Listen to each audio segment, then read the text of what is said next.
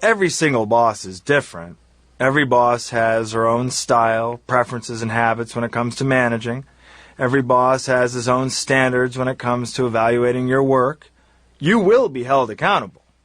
You need to work out in advance with each boss the details of exactly how you will be held accountable by that boss, and where and when and for what. How do you do that? First, everything will be a whole lot easier if you establish ground rules up front. Try to have a conversation with every boss at the outset of your working relationship for how you're going to work together. Maybe there are corporate or organizational policies in place already that define aspects of your working relationship with any boss.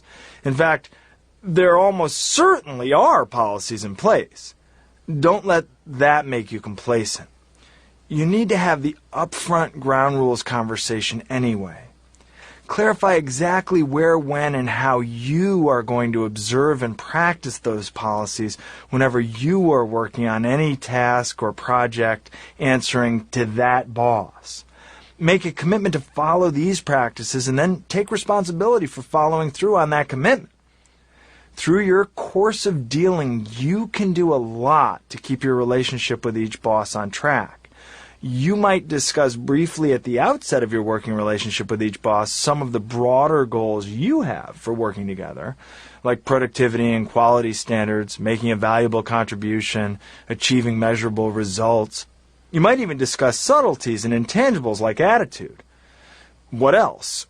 Attire, conduct, cursing. Would cursing be okay or not okay? Personal issues, personal calls, personal business on company time, work hours. See, all of these issues are variables, and the most important thing you need to agree on up front with every boss at the outset of your working relationship is what are the ground rules? And most important, what will the ground rules be for the communication practices you will observe together? Will you keep a regular conversation about the work going? Will you keep those conversations focused on the work?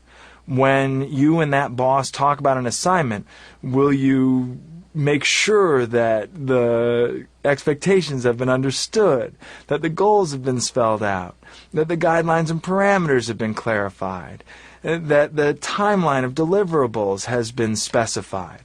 Will you make it a practice to ask each other clarifying questions? Will you make it a practice to spell out step-by-step instructions if there's any new task or responsibility? Will you make it a practice to take notes and check with each other at the end of each conversation to make sure you've written down the same things, to make sure that you're on the same page? Those communication practices, those are the most important things to agree on with each boss in advance.